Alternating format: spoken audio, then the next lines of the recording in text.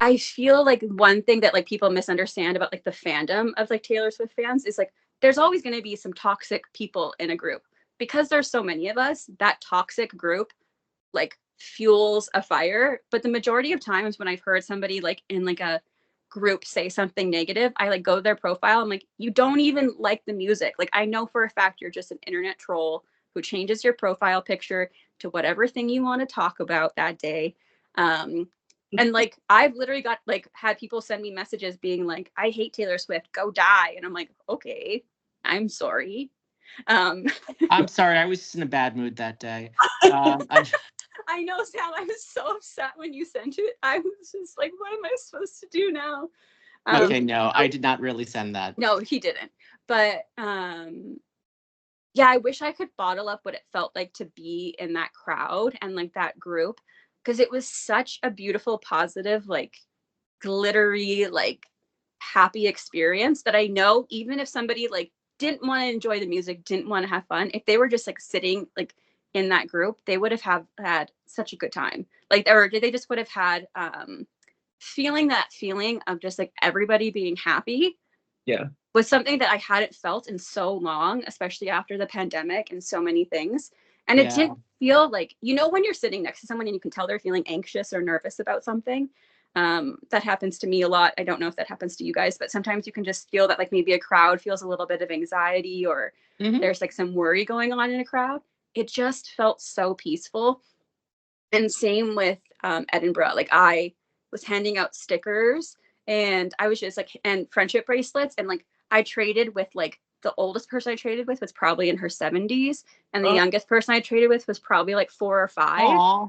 And I saw a girl like trip on some stairs and hurt her ankle. Every single person was just like, I'm getting ice. I'm telling somebody. I'm doing this. That's I'm helping her awesome. this. And it was just like the most, it's my favorite community that I'm part of. Every event I've been to has been so special. Um, I don't know if you guys know, but one of the, and this is going to be sound sad, but I think it was 3 of the concerts got canceled due to like actual like full on terrorist attacks, like planned, like they were like they were gonna happen. Like it wasn't like a possibility. It was like Three of whose concerts? Taylor 3 of Swift's? Taylor's concerts in Europe. Was it Argentina? I'm Yeah, blanking right okay. now. Uh But oh wow.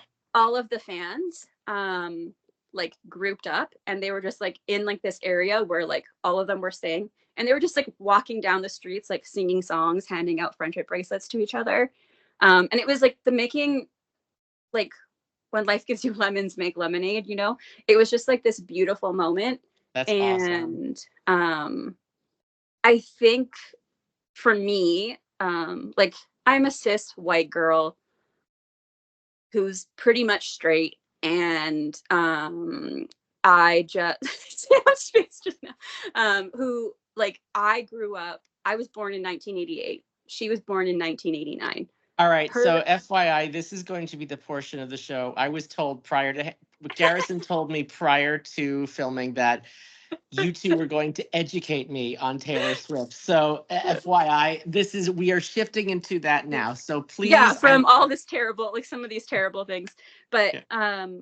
so like I grew up, like don't get me wrong, like I love Britney Spears, I love Christina Aguilera, I love so many of these artists. But as a person who didn't have access to like tons of music growing up, like I had the few CDs that my uncle left at our house, and like you can only listen to AC/DC so many times as a 10-year-old.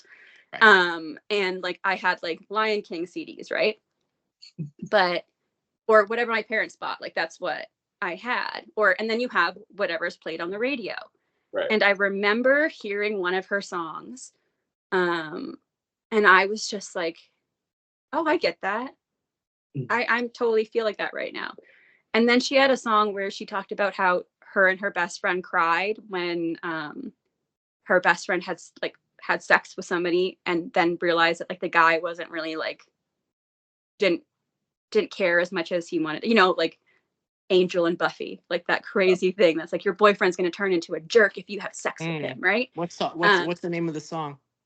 15, and it's just like um it's just like when you're 15 and someone tells you that you love them, you're gonna believe them. Or tells you they love you, that you're gonna believe them. And I had literally just been holding one of my friends because something similar had happened to her. And she was like sobbing in my arms because girls are taught that like virginity is such like it's bullshit. Ladies, girls, if any of you are out there, well, anybody, but virginity is not like, it's just silliness. Like you're pure and beautiful and perfect, whatever, it doesn't matter. But like this like purity culture that is like thrust upon us. And I went to a Catholic school, and she was just like in a thousand pieces on the ground. And when you see your friend devastated, you're also sad, right? And then I remember hearing that song in the car with my mom. I was like eating a McFlurry or something, and I was just like, oh my God, I relate to this so hard. And I think it was like, and I don't want to sound bad, but I've never been like, I've never been a sexy girl. You know what I mean? I've never been the girl who could wear leather chaps and feel confident in them. I've never been like, could wear like the cool oops I did it again outfit that Britney Spears did. Like that's just not me. Like I look at them and say, damn, I like wish I could be like that. But seeing Taylor just wearing like little like dresses and keds and like having like and tripping over shit and like not being the best dancer in the world, I was just like, oh, okay, this is fun. Cause like I see myself more in her than I did Britney was also my first concert. And I like, don't get me wrong, I would literally lay down in the street so her shoes wouldn't get wet if I needed to. Like I love Britney Spears, but it's just different. And as she's gotten older and I've gotten older, I relate to different songs, and I feel like I get to read her diary every single album that comes out and learn more secret like little things about her life. And without being super parasocial, like I'm not super crazy. Like I like thinking about, oh, I wonder if these songs are connected or whatever. But that's the fun thing about being a Taylor Swift fan, is she will literally reference a song from 15 years ago in a new song, and like the outro will somehow connect to another song, and then you'll be like, oh, like they're all connected. Or she'll literally just make up a story, like a love triangle about three people who don't exist, and the songs are there. And she's got a song about murder, about murdering a guy. Yeah. I'm just like, Sam, do you like the song about murder? Which song is that? It's called No Body, No Crime with Yeah. Haim. Yeah, okay. With Haim, right? In that Haim? Haim. Haim? Yeah. I know, I always have to look it up to It's figure out which one. it's very Earl, but serious. Like the Yeah, because Earl had to die. Yeah. I actually relate to everything you said. I was not a fan of Taylor for her first 3 albums. I didn't hate them. The song 15 was like the first song that I liked by her that I heard on the radio. I remember the video is like has a very orange backdrop of and I enjoyed that. Now, Sam, if you enjoy like singer-songwriter, I think the era of anybody who's not into the country sound that she had at the beginning, I know it had a twang to it, even though it wasn't super country, a very easy way to get into Taylor is the album Red. That was my entry point to where I became a super fan. I was a big fan of Avril Lavigne, and We Are Never Getting Back Together like kind of fed that Avril Lavigne kind of Canadian. I love Avril Lavigne. It's one of my favorites. But Taylor, she works with Snow Patrol on Red, which was one of my favorite bands growing up, and the song The Last Time. Oh, that's such a good song. Yeah, with Okay. Last Time. But the song, it's actually not the one that she's super famous for. I loved that song, the 10-minute version, All Too Well. All Too Well, yeah. I love the original version when I first came out too. But there's a sadder song to me that's one of my favorites of hers. It's called I Almost Do. Oh, yeah, it's a sad one. And I was going through, like, I was becoming a young adult during that album, and I related to a lot of things, and also liked the pop songs on that album. but it's her most besides the albums that came out during COVID. Folklore and Evermore is like the singer songwriter Taylor. I find is something really like the only thing that almost harkens back to one of my favorite times with Avril, not Avril, Alanis Morissette and Sarah McLachlan. Mm-hmm. Merged them. Canadians. You would get correct. This is a great extra. Sorry, one thing Canadians will do is tell you when somebody is Oh, Canadian. that was literally one of my notes that I was making last night in my brain, that a lot of my entertainment that I've loved comes from like Canada. Do you know Jan Arden? No, I don't. I've got the names. I'm gonna send you a few Jan Arden songs. She's like a singer-songwriter and she's fucking epic. And she sat next to me, like this literally happened. She sat next to me at like a big fair, and she was like sitting next to me, and I just like looked at my mom, and like I was like looked at her like, Mom, like, you know, when you want to say something but you don't want to say it. I looked at her and she saw Jan Arden, and then she was sitting there with her family for a while, and we got used to the fact that she was there, and she's like huge in Canada.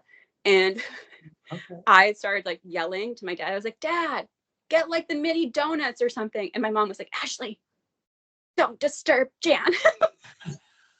Don't disturb the pop. Like, she didn't actually say it. She was like, Ashley, you're being too loud. And then like looked over at Jan Arden being like, as if like we're literally at a festival or like a fair, like a country fair type thing where there's literally like a rodeo, like some Led Zeppelin cover band and like literally like a mechanical bull in the middle of the thing and like fake cowboys walking everywhere. And I was like, yes, Mom, me somewhat yelling, Dad, get the mini donuts is gonna disturb Jan Arden. But she was like, that's a Canadian for you. You can't disrupt Jan Arden. You do not mess with Jan Arden. I know we're losing you, Sam, because I know it's an hour later. That's okay. No, it's okay. No, I just wanted you to stay on target and try to convert me. Well, no, I'm not going to be able to convert you because you cannot convert. So if somebody does not like Taylor Swift, they probably like some songs, but they probably don't buy into the whole the wink wink. And it's just sometimes it's not everything's not for everybody. And it's funny because people will often tell me like, oh, just so you know, like I don't really like her, and I'm like, okay. Like you could be wrong. I mean, and I'm like, I was like, as long as you're not telling me that I'm dumb for liking what I like, I don't care if we like something else. No, I know that you knew that. No, of course not. And I was like, and like that's what the thing that I like about Sam is like we can have playful banter about stuff. But like one of my favorite things recently is talking about Taylor Swift and having people be like, oh my God.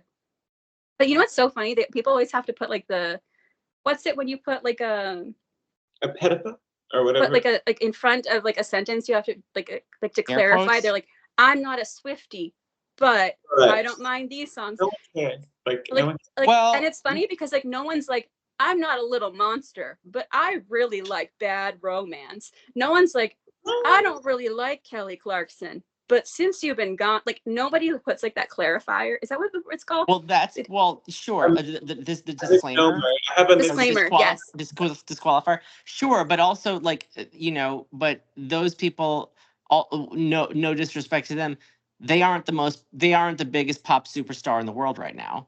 So, and the thing about it is, and I like I stirred the pot in the group convo, but the thing about it for me is if you think that she's like the greatest singer songwriter of the current era, great. I have no problem with that. It's just that whenever I see people declare themselves like Swifties, I do roll my eyes a little bit, only because it's like, okay, you have now bought into the hype in the sense of, all right, so this phenomenon now of super fans, that's fine, but there's a name for it now, and there's also almost like a connotation of you've become like a soldier for this person. And I kind of feel like I don't think that's necessary. I think, and it makes me long for the days when you could be a fan of someone's art, and because it spoke to you, and I know that is the case with you two, but it didn't have to get subsumed by this turbo capitalist umbrella where it's all of a sudden it becomes like that's part of the hype, and you know, the Bayhive and the Swifties and Little Monsters and everything like that. Like if you Right. love their music, that's awesome. And I'm not going to, you know, say what actually no, why the hell not? You know, Taylor, you know, I do think Taylor Swift is a good songwriter. I do think that and like you said, I do feel like her songs are like diary chapters. And there she is. And I've read a lot of her lyrics, and there's really, it's kind of like, I do notice some similarities in the way she writes her songs. They're almost like painterly, and I think that she, you know, like the images she creates, and I think that she is kind of like almost would a successor to Dolly Parton in that way, except that I think that Taylor Swift's music is a lot blander and more vanilla. I'm sorry, but That's fair. but I do think, but I do think, but I do think that she is a very, very good songwriter, and I understand why people like her songs and they resonate with her. And I do think she's a really good way with hooks, and I do think that there's a general sweetness to the way she writes the songs, and it's an interesting contrast to the fact that a lot of her songs actually are about grudges that she holds with people. So I think there's like a kind of like there's like, I think there's an interesting friction there. But and again, I think it's maybe I just missed it. Like I didn't catch the train when it was on the hype. It's never too late, but it's just one of those things where it's like, you know, her music wasn't hitting me at a time when it was resonating with anything that was going through I was going through in my life. And I think that is really, there's a lot of talented people out there, but I think that that's really part of the hook of what happens when you latch onto your favorite artists. And I think that we all know that it's hard not to take things personally, because, you know, the art that we love, we feel like is an extension of ourselves, because it's going through at a time in our life. So you know, yeah, so at this point, I completely understand why people love her. But for me, it's more of like it's milder for me. Like, you know, I don't dislike her, and I think some of her songs are very nice, but I think a lot of her songs sound the same too. So, and that's all. But yeah, no, I feel the same way about tons of artists being like, Sure. I think all of these kind of sound the same. And then I can guarantee you, if somebody felt the way they felt about that artist, like let's say Right. I like Billie Eilish, but let's say it was Billie Eilish, and I somebody love was Billie a super Eilish. fan. So I there you think a go. lot of her songs sound really similar, but that's because I Yep. haven't sat down and deep dived Right. like into it enough. But what I really like about what Sam said is that you weren't just saying like, oh, Swifties, like it's like all about Swifties. You were talking about labeling for everybody. Like you were talking about it for everything. Yeah. And like how like that can be frustrating. And I completely agree with you. I felt like calling myself a Swiftie for a long time felt like kind of like I don't want to say cringy because I hate that word, but it just felt like I didn't need to do it. Like I didn't understand. But now I kind of feel like it's kind of funny. Like I think of it kind of as like an ironic joke, like on itself. Like I'm just kind of like, I know people are going to make fun of me for it. So like, I don't like, I was never not doing it because I thought people would make fun of me. But now I'm just like, yeah, make fun of me. I don't care. Like I'll wear I literally made a toque that said Swiftie to go to Scotland in. And thank God I did, because it was real cold. But I was just like I just like don't, as you get older, you just stop caring. But no, I completely agree with everything you said. Like it's just like the only thing that I find interesting about, I always tell people there's only two things that I will tell people, oh, I really like blank. And then they say, I hate that. And it's Cats and Taylor Swift. The amount of times I have said, people be like, oh, like what kind of, like I've even been like, oh, I got tickets to the Taylor Swift concert. That's stupid. I hate her. And I'm like, okay, I don't care. And I remember one time I was going to adopt my cat Ron, and I had just had it. Like I was just so sick of people being like, when I was talking about adopting this cat, that people would say, I hate cats. I was like, if I said I hate dogs, somebody would literally come and arrest me, I'm pretty sure. And so like, fair enough, I love dogs. Don't get me wrong. I have had many dogs in my life. I wish I had 12 right now. And I was looking at the cat, and I tell this girl that I work with, and I'm like, look at this cat, I'm going to adopt it. And she goes, I hate cats. And I go, well, I'm really excited about it. So you could just be happy for me because I'm your friend. And then I just walked away, and she like came and like knocked on the door of the bathroom. I was like, I'm so sorry. You're right. That was so uncool of me. But I finally said it, and she was just like, I've always just like said I don't like cats. And I was just like, no, it's so funny because I feel like it's just like this like kind of like weird thing that people are like, I don't really like that.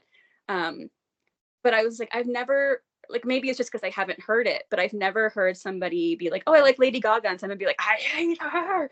And I'm just like, I'm sure there's like in some places people are like, she's a witch or something like that. But Oh yeah, of course there are. but I mean, like there are also people like responding to her. Like when Born I This Way came out, there were like people on the oh right reacting God. like she was like the second coming of the Antichrist or something like that. Yes, So it's so it honestly, it's terrible, but there's parts of it that will make me giggle because I'm just like, what? Like when they literally talked about how the Eras tour was witchcraft It was. because of stuff that happened. And like there's like this one part where Taylor Swift says like lightning, like she says something about like the thunder came, and then you just see this huge like bolt of lightning go across like from the stadium, and it's just like a coincidence. But literally people went nuts, like being like, this is witchcraft, it's evil, do not take your children. And I'm sitting there being like, it is witchcraft, and that's amazing. She made that happen, like as a joke, where she's got like a line that says like talking about a plane, and like as it happened, as she was singing that lyric, like a plane flew over the stadium. Like obviously just a coincidence, but the fandom jokes about how she's a witch because like, or she'll have like a lyric about rain, and it will like start raining, which happens for every single artist in the world, I'm sure, when they're performing outside. But it's just like sometimes I'm like, it's just fun. Like it's just for fun. And I was like, if anybody can go on stage, sing live for 3.5 hours, all of your songs that you wrote from the age of 15 to 34, or however old she was when she stopped, I'm going to be impressed. And I'm going to say, one of my favorite quotes was of Taylor Swift is, oh, you're mad at me for being too loud in my own house that I paid for with the money I got for the songs that I wrote about my own life. Because like people tell her she's too loud and obnoxious. And I love that. Like that, just like as a woman, as a girl, like we're told like be a little bit quiet sometimes. Mhm. And I feel like a lot of communities are told to like be less than who they are or not take up so much space. And having a woman just be like, no, I'm not going to shut up. And yeah, I'm going to write the exact same type of song Justin Timberlake sings about Britney Spears, and no one gets mad at him for it. And like, you know what I mean? Like, it's just, I love the cattiness. I love that she writes exactly what she wants to say. Mhm. I'm Yeah, sure she for doesn't sure. write, you know what I mean? I'm just like, go for it. Like, I freaking love it. If the paparazzi didn't follow her around everywhere, we wouldn't know every single person that she like went on a walk with or on a date with. Mhm. And I'm just like, good. You tell me how shitty some of these guys are in bed. Go for it, Taylor. I love it. Ooh. I do have some things to say. I have Yes. a lot of things to say. Sorry, I mean, Well, just rambling. You're fine. We have to alert the elders that there's a witch. That was supposed to be funny, but you didn't laugh. I think to all of this, like since she is, you have to draw a cat eye so sharp that you kill a man. And then also to backtrack a bunch. Sam, I can't believe you're trying to say that you are a part of the resistance to the Stan Wars. Do you know about the Stan Wars? Ashley? Mhm. I mean, I think so. Like I was on a message board. I'm the toxic one, actually, of the group. And I was on a Britney Spears message board called Breathe Heavy, and we would have Stan Wars. Like people would defend each. They had their own pop stars, and I was part of the Britney army. That scares me. I think Stan Wars are such a waste of time. But But anyway, it is a waste of time. But I was also like 19, 20, and which is when you will get involved. Yes. Okay. so we would defend each other. We had, you had the it was the Britney Navy, I think. The Rihanna Yes. army. The Rihanna's the Navy. What wasn't the Rihanna the Navy? I think. It is Rihanna Navy. Yeah. And so Stan Wars were a huge internet thing, and I think that that's where some of that spawns from. Like people like I like my fave better and all that stuff. But to try to close out my because we are going on quite long part, I want to say I'll go like. I think there are certain songs that are my favorite that I'm going to share with y'all that I would hope y'all would, and I know you probably know all of them, Ashley. Yes, I do. My favorite Taylor Swift song, I actually discussed this with Ryan recently, is Maroon. I think it's I think Sam would like that one. I do too. That's what I say. Maroon is written the way that the words just flow, like describing a relationship with somebody that she longs to have a relationship again, but it's just dead. And the way that she intertwines all the different shades of red and like stuff, it is really a great song. Like I never get tired of it. It is to the point where it makes Midnight's one of my favorite albums by her, even though I know it's not her best album. But I love. Also, I love that song. Maroon is one of my favorite songs. I love a lot of Taylor Swift's B-sides as well. I will be YouTubing a lot of these. I'll be YouTubing all of these later. Because I will send you a list, my dear. Okay. B-sides I find, especially from the Red in 1989 era, are very emotional and very deep. From 1989, like You Are in Love is one of my favorite songs. Sorry, can I just pause for 1 second? I'm gonna literally pee my pants. I'm so sorry. Oh yeah, go. I only have one kidney, and sometimes it just hits me, and I have to go to the bathroom really quick. All right. Oh, learning all kind of things. I think I knew that though. Yeah. I did not know. I didn't know that, but that's okay. You learn something new every day. Yeah. So, yeah, it is getting late where I am. But no. That being said, actually, I'll wait until Ashley comes back before I share this part. But yeah, no, I will be YouTubing these for sure. I'm sure you'll both be sending me a list. The ones I'm probably going to give you are very sad ones, but they make me feel something. There's one that's not sad. But You Are in Love makes it literally, I've been in love obviously before, but never that love, like the one true, like whatever, if it exists or not. But I imagine You Are in Love is what love sounds like. If that makes sense. I feel so corny. Okay, so sorry. I was telling him like I because they didn't want to go to the next song without you, but I told him I feel like You Are in Love, that song. I've been in love before, but when you find that one love that's yours, if that even exists, I think that You Are in Love is what love would sound and feel like, what it makes me feel. I love that song. That song reminds me of like a snow, like when you're like looking out a window and like, I don't know how much it snows where you are, Garrison, but Sam, when like snowflakes are like fluffy and like they're moving slowly as they fall down. Oh yeah. And it's just like the most beautiful, and like it's quiet, like you just like there's just a stillness, but if you see this movement, that's what that song feels like to me. Yeah. It feels like to me, I'm gonna sound even more like a teenage girl. It feels like when you're riding home from a really good day, it's a long day and you're tired with someone that you look over, and it's the moment you realize like I can't live without this person. Like I'm gonna be devastated if this person. It's a beautiful song.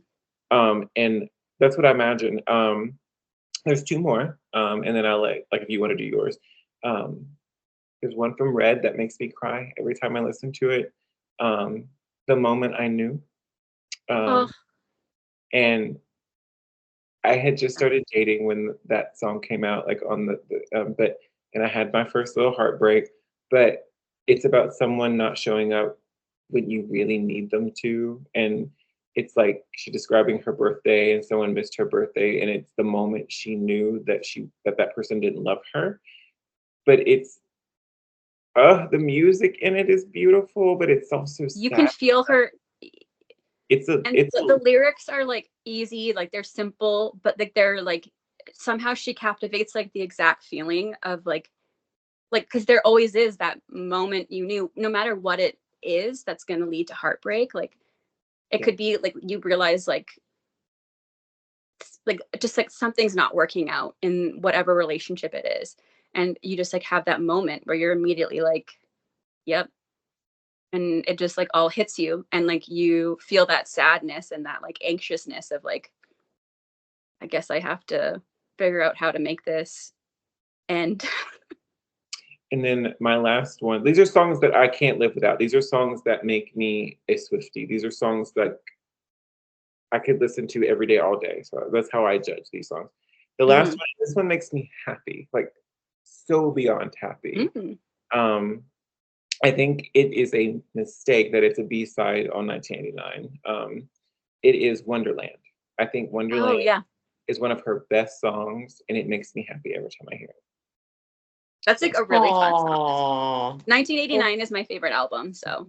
It technically is mine, but Maroon is so good that it pushes Midnight. Yeah. I always tell people like 1989 literally saved my life, because not trying to be dramatic, but I had something traumatic happen to me as a teenager, and I was so like, I was messed up. Like I was messed up that like I literally finally went to therapy with it like for a couple years, like 2 years ago.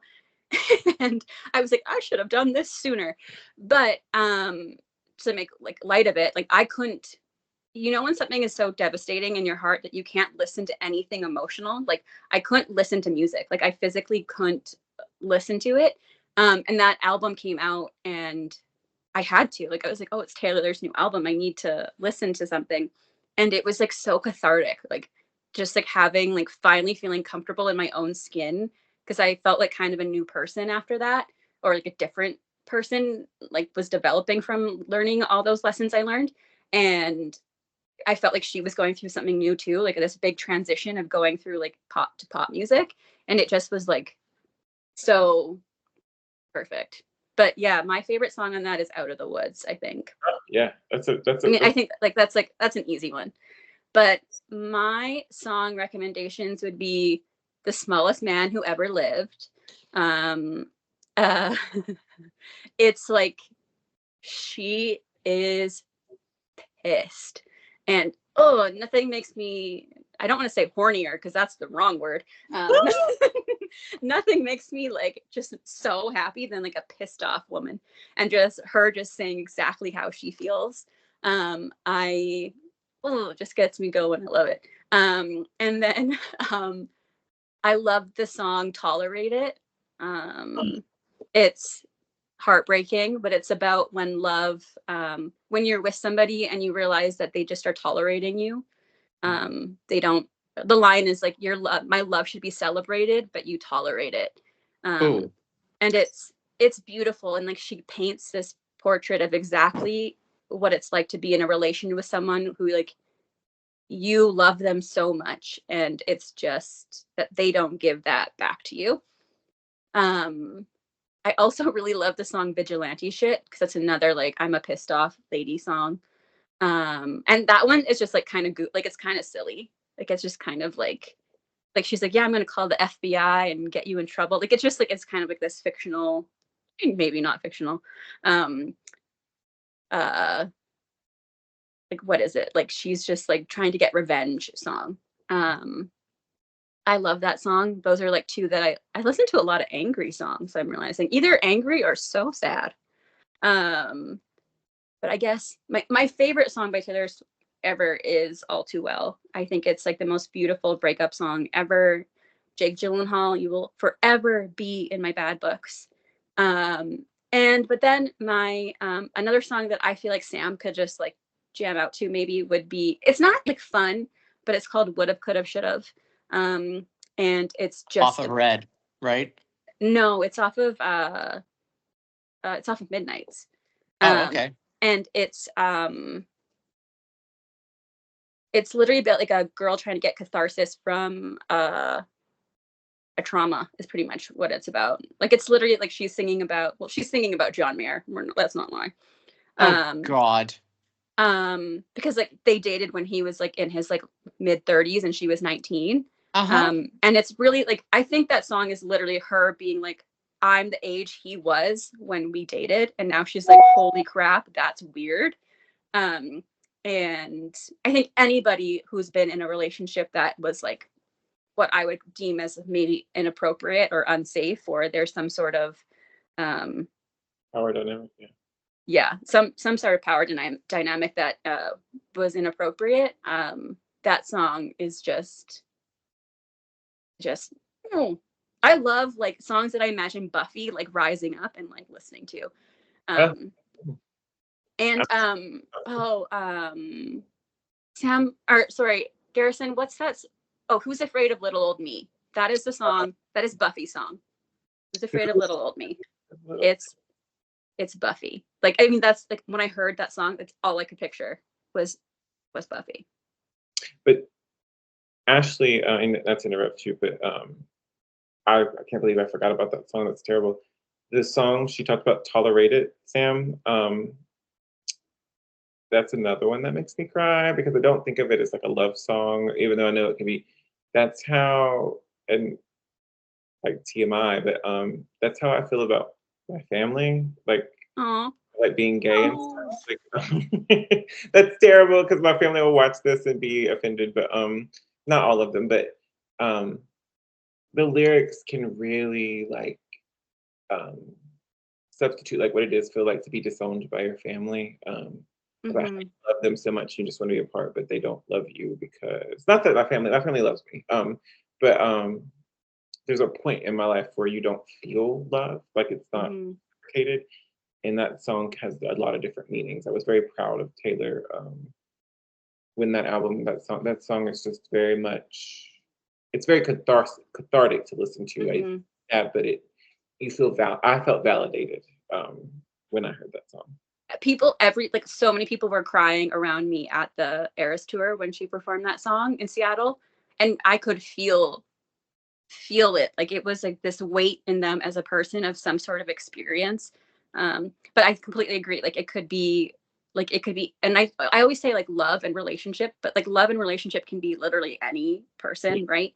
And that's another thing I love about her music is like I can listen to a song and feel like it's totally speaking to me about this specific moment in my life, and somebody else can listen to it and have a totally different perspective of it, but we both feel it so deeply, which I feel like art and music can do for Yeah. anything, um, all types of music, like whoever it is. But I don't think I'm going to be able to listen to that song anymore because I'm just going to picture sad Oh Garrison. no. But No, I love you, the song's Garrison. I very, love you, very. and for me, you will always be celebrated. And if you can, oh, both of you can, will always have a seat at my table and have a place to sleep at my house if you ever needed it. Like Oh that's my just a God, rule. Ash. Thank you so Absolutely much. sweet. That And is I so really, kind. I'm Oh, going to like close things up because I know Sam needs to go to sleep. I still have to mhm. get changed. But Ashley, I had a lot of fun tonight. If you Yes. please tell the viewers where they can find you and your shop. Oh yeah. You can find me at Squirrel and Spud 9. That's on Instagram. I have an Etsy shop that I make different merch for, or keychains, stickers, tote bags, all inspired by different pop culture things I love. I'm going to do some Yellow Jacket stuff coming up soon. I've got Buffy, Taylor, Scream, and I'm also a regular producer on the Ryan C. Showers Scream with Ryan C. Showers podcast. But yeah, you can find me there, and hopefully you like my weird memes that I post. Also, like I have some of her stickers, and she sent me tons of merchandise. So please go see to her shop and see how cool the stickers she Oh makes. yeah, no, they're great. Very Thank you. very niche, like not niche in a like rare, but if you really want something like that's personally like from her, that's nobody else is gonna have. Like her Yeah, I shop. call them if you know, you know. Like I try to Yeah, make them subtle. Like they're not just like bam, I love Buffy the Vampire Slayer. It's more like I'll make a logo for the magic box or something. yeah, I love all of that. I need to get back on there and order some more stuff. But all right, Sam, any closing remarks from the student tonight?